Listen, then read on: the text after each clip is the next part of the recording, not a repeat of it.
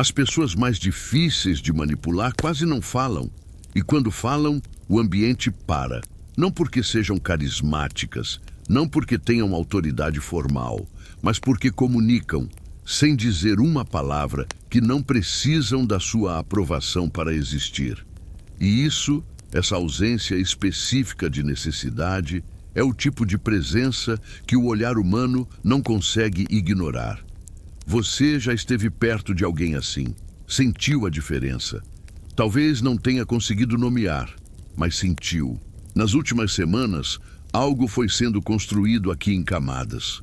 Primeiro veio a percepção de que você falava demais. Depois, a descoberta de que falar demais era sintoma, não problema, porque por trás estava a reatividade.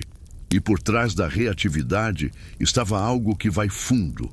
A necessidade de que o mundo externo confirme, a cada momento, que você tem valor. Esses não eram 3 temas separados.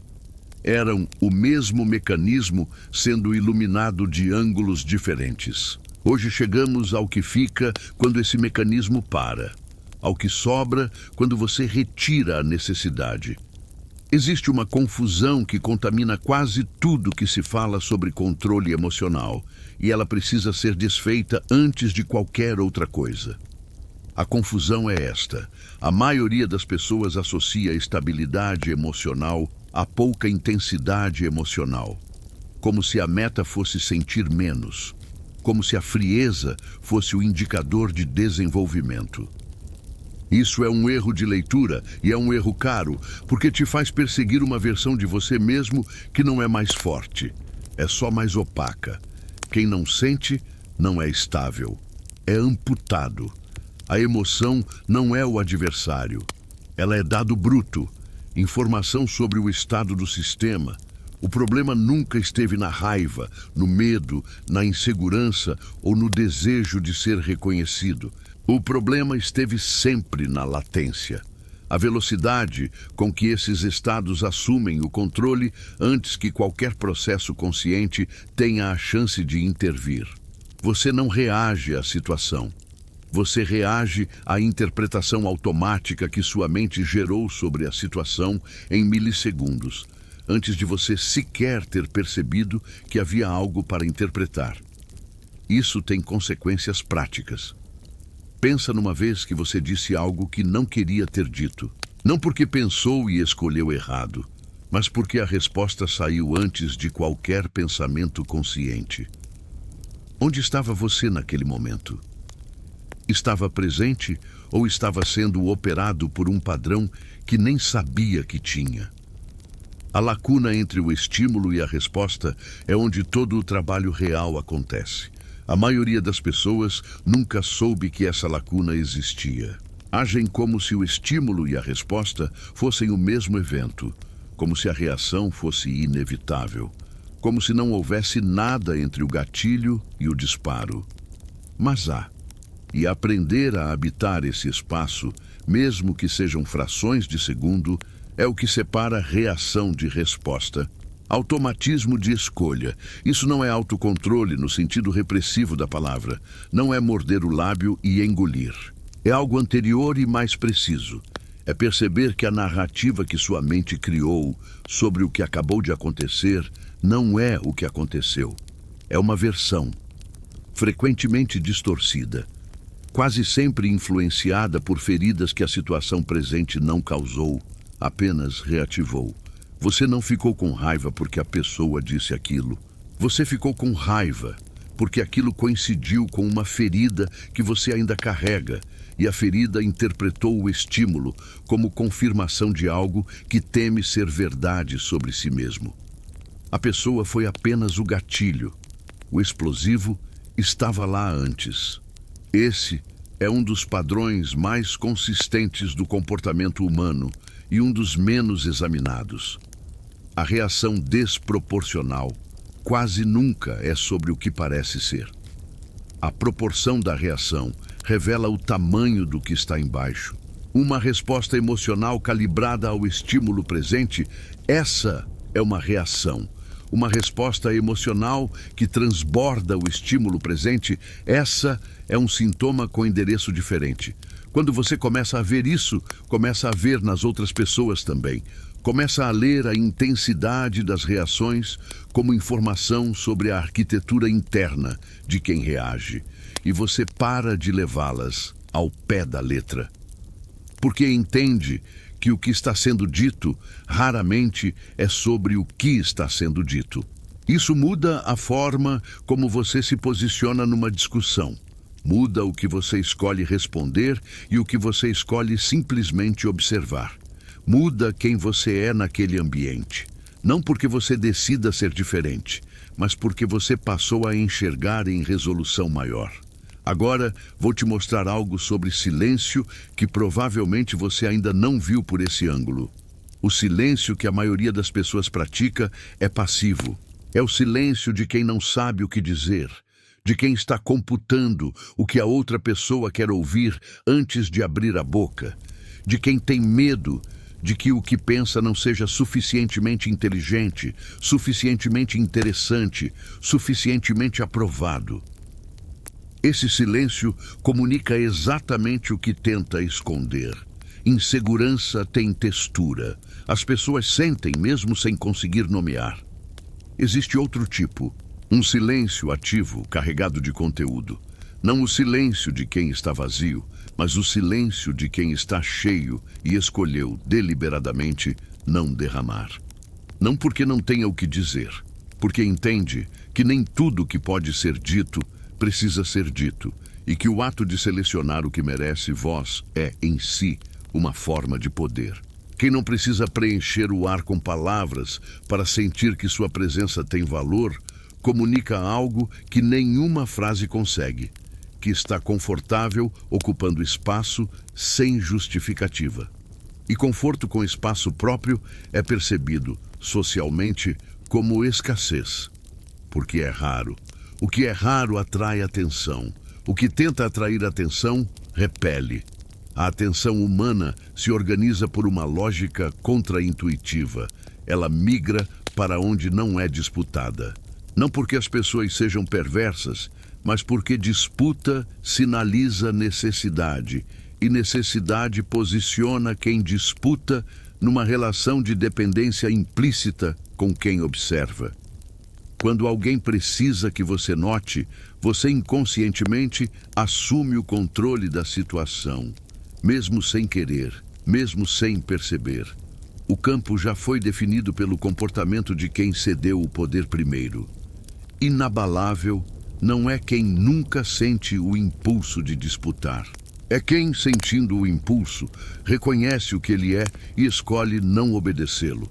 Isso é diferente de repressão. Repressão é força bruta contra o próprio sistema. O que estamos descrevendo é discernimento, a capacidade de ver o impulso como dado, não como ordem.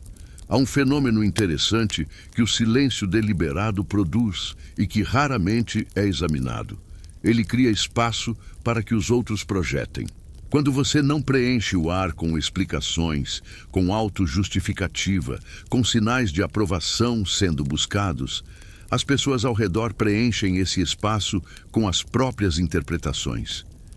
E quase invariavelmente, o que elas projetam é mais favorável do que o que você teria dito.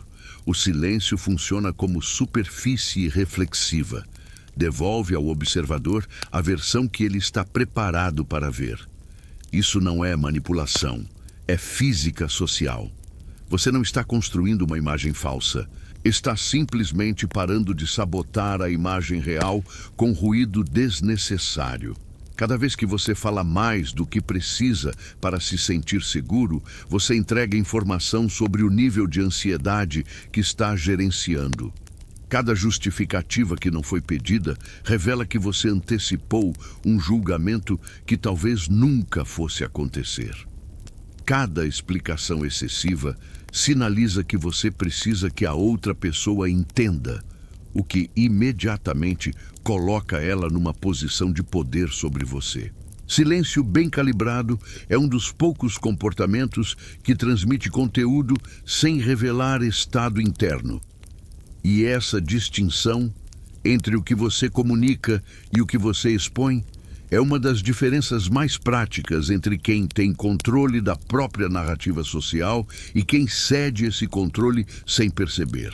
Mas existe uma camada abaixo dessa que raramente é tocada, e é onde o mecanismo da validação revela sua lógica mais precisa. A pessoa que busca a aprovação frequentemente não está buscando a aprovação do outro, está buscando a própria aprovação através do outro. O olhar externo funciona como um espelho, mas um espelho que ela nunca aprendeu a acessar diretamente. Então, precisou externalizar. Precisou construir, no rosto e nas palavras das pessoas ao redor, o reflexo que confirme algo que não consegue ver sozinha. O problema estrutural desse arranjo é que o reflexo nunca é fiel. O que o outro te devolve é filtrado pelo que ele quer ver, pelo que ele é capaz de ver, pelo humor que tem naquele dia, pela história que carrega, pelos interesses que defende. Você recebe de volta uma imagem distorcida e constrói identidade em cima dela. Quando esse espelho some, quando a aprovação para, quando o relacionamento muda, quando o reconhecimento não vem, o colapso não é sobre a perda de algo externo. É sobre a perda do único dispositivo que te dizia quem você era. É por isso que certas críticas desequilibram de forma desproporcional. Não porque a crítica seja certeira, mas porque ela toca a estrutura que estava sustentando tudo. É por isso que certas rejeições parecem existenciais, porque para quem construiu identidade fora de si mesmo, são existenciais. Mas existe uma armadilha sofisticada nesse caminho que precisa ser nomeada porque ela captura exatamente as pessoas que estão mais comprometidas com o processo. À medida que você começa a entender que a necessidade de validação é um mecanismo de dependência, existe a tentação de simplesmente performar a ausência dessa necessidade, de agir como se não precisasse de aprovação para construir gradualmente a identidade de alguém que não precisa. É uma estratégia compreensível e é quase completamente inútil. O problema não está no comportamento, está na origem do comportamento. Se você está agindo de forma independente porque decidiu que essa é a imagem que quer comunicar para provar algo para si mesmo ou para os outros, então a necessidade de aprovação continua estruturando suas escolhas. Ela apenas mudou de destinatário. Antes, você precisava que os outros aprovassem o que fazia. Agora, você precisa que aprovem quem você está tentando se tornar. A estrutura é idêntica. A dependência é a mesma. A diferença real só acontece quando o comportamento deixa de ser derivado de uma imagem a ser protegida e passa a emergir de uma percepção de si mesmo que não precisa de confirmação contínua para sobreviver. Isso não é uma decisão que você toma uma vez. É o resultado de uma erosão lenta, de cada vez que você age de acordo com o que acredita estar certo, sem que o resultado externo precise validar que estava certo. Transferir esse peso de fora para dentro é o trabalho central. E é o trabalho mais lento que existe, porque a fundação externa não foi construída da noite para o dia.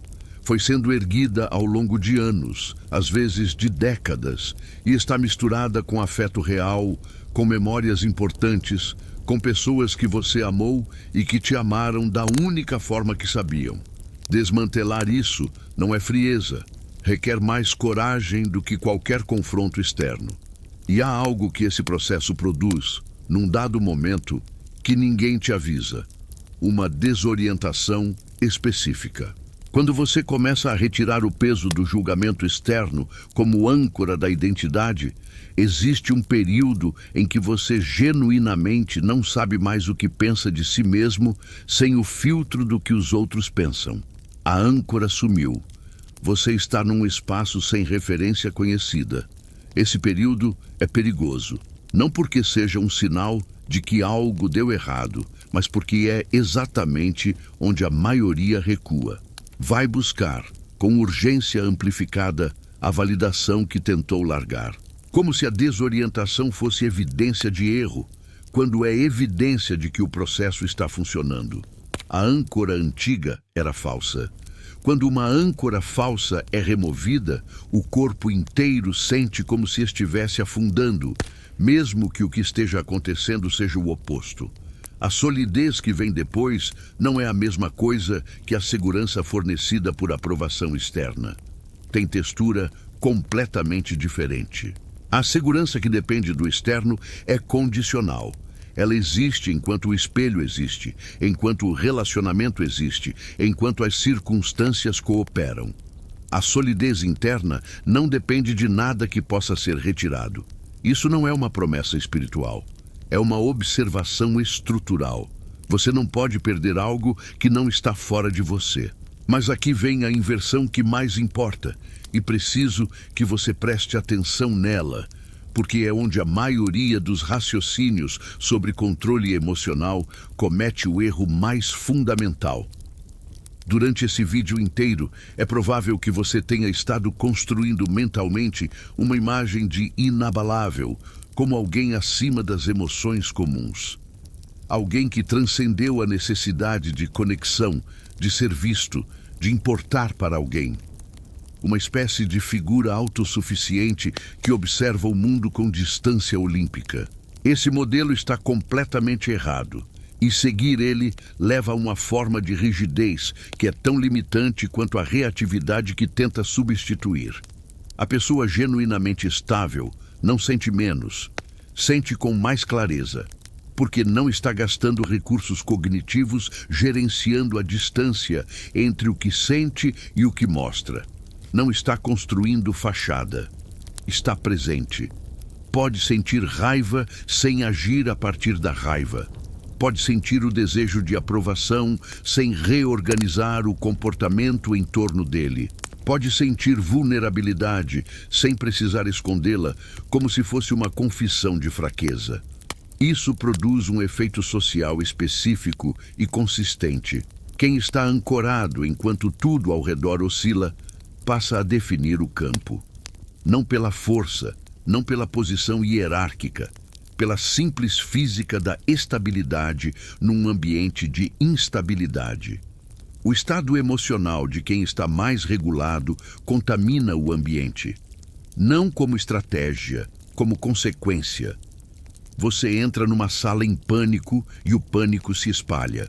Você entra numa sala ancorado e algo imperceptivelmente baixa de temperatura. As pessoas sentem a diferença antes de processá-la.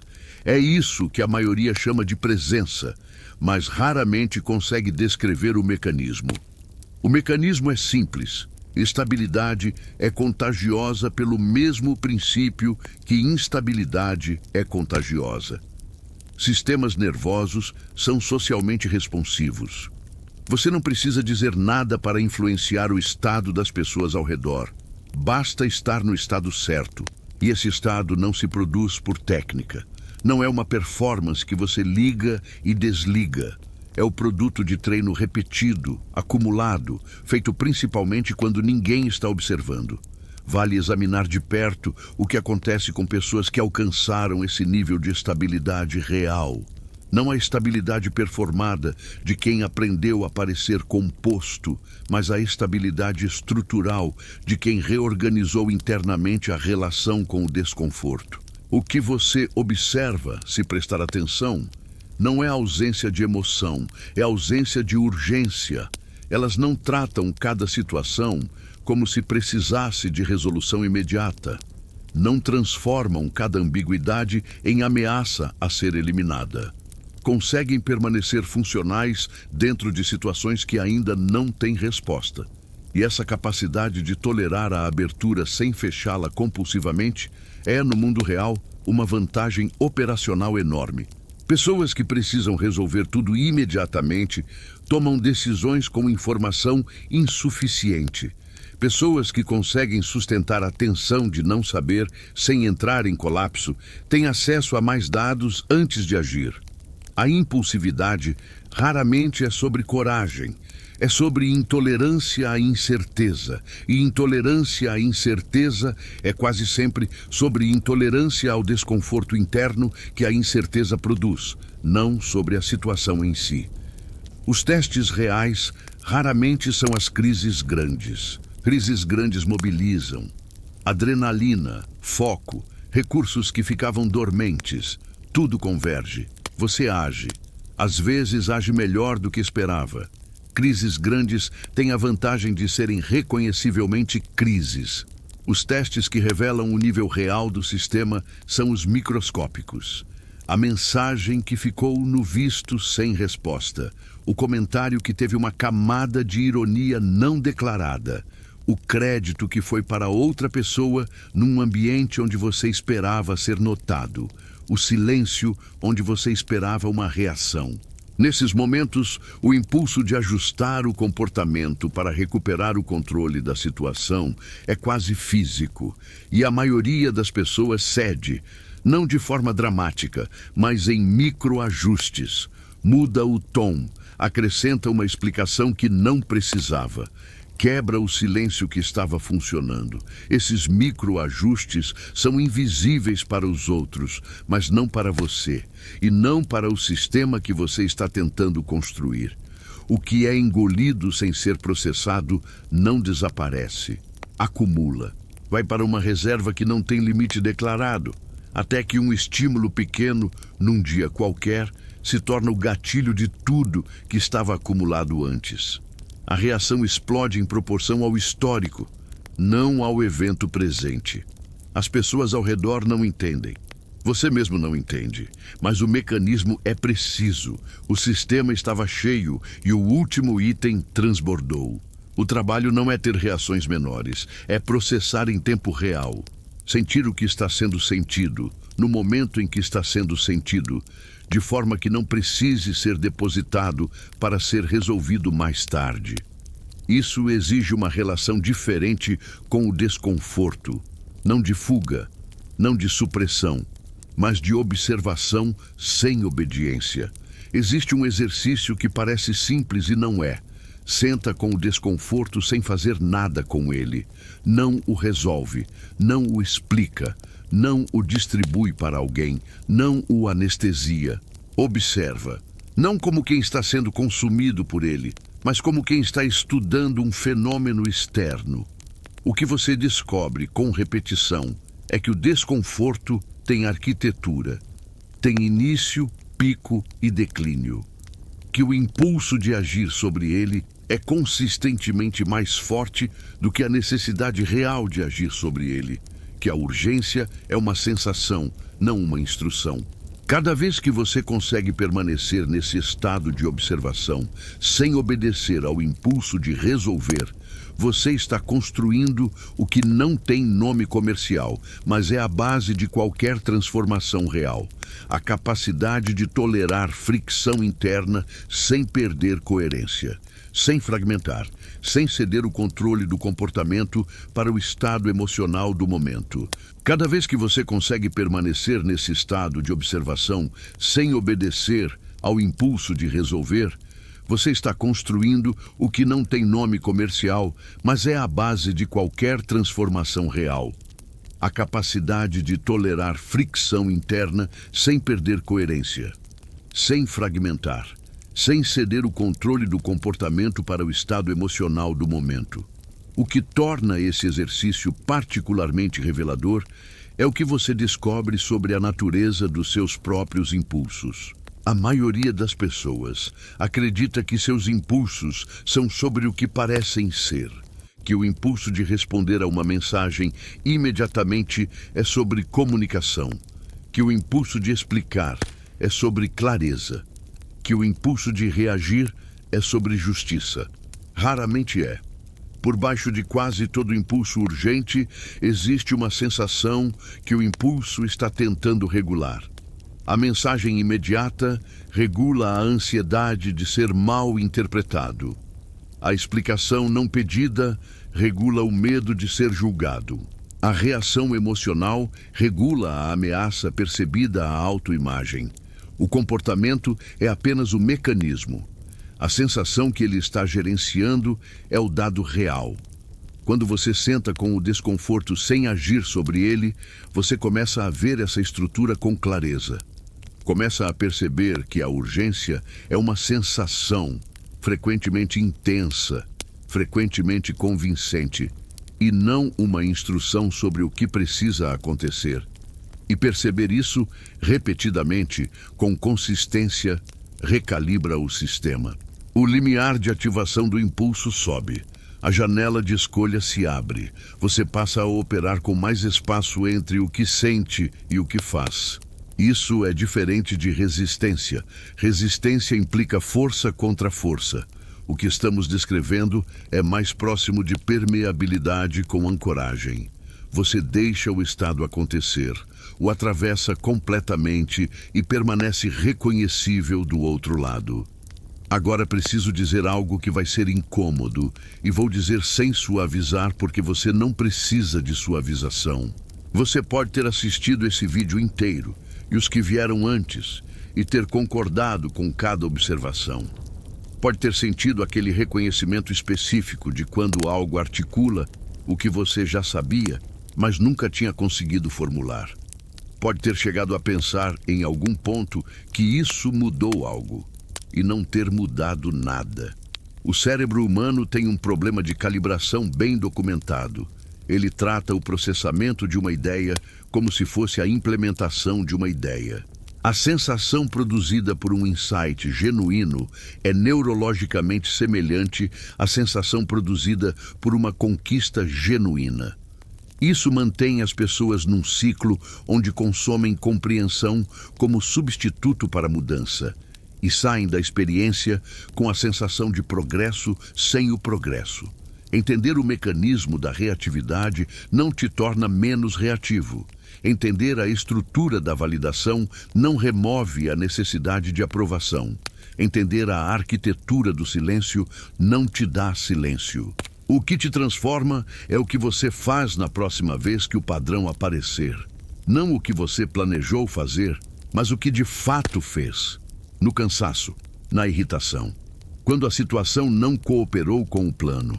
A questão não é se você entendeu, é o que acontece no gap, no meio segundo entre o estímulo e a resposta que você agora sabe que existe. O que você faz lá? E tem uma última distinção que faz diferença prática: a relação com a falha. A maioria das pessoas não falha e retoma. Falha e produz uma narrativa sobre a falha. Uma história sobre o que essa falha diz sobre quem ela é, sobre o que é ou não possível para ela, sobre se o esforço vale a continuidade. Essa narrativa secundária é quase sempre mais custosa do que a falha em si. É ela que paralisa, não o erro. O que diferencia quem muda de quem permanece igual não é a taxa de falha. É a latência entre falhar e retomar, e a ausência de drama nesse intervalo. Reconhecer sem monumentalizar, corrigir sem punir, retomar sem precisar que alguém valide o fato de que você está tentando de novo. Isso parece menor do que é. A capacidade de recomeçar com baixo custo emocional é o que permite consistência a longo prazo. E consistência é o único caminho para qualquer transformação, que não seja apenas um estado alterado temporário. Você chegou ao limite do que compreensão pode fazer por você. O que ficou daqui não é um conjunto de ideias para carregar. É uma pergunta que vai continuar aparecendo na vida real, em situações que não vão avisar que estão chegando. O que você faz quando o padrão aparece e ninguém está olhando? Quando não há nenhuma recompensa imediata por fazer o difícil, nenhuma audiência para validar a escolha, nenhuma garantia de que vai valer. O que você faz naquele momento? Não o que planeja fazer, o que de fato faz. É o único dado real sobre onde você está. E o próximo passo não é entender mais. É agir diferente repetidamente em condições adversas, sem depender do resultado para justificar a continuidade. Isso tem um nome. E esse nome não combina com o conforto que a maioria das pessoas está disposta a aceitar. Isso dói. E é exatamente por isso que constrói o que nenhuma compreensão consegue construir sozinha.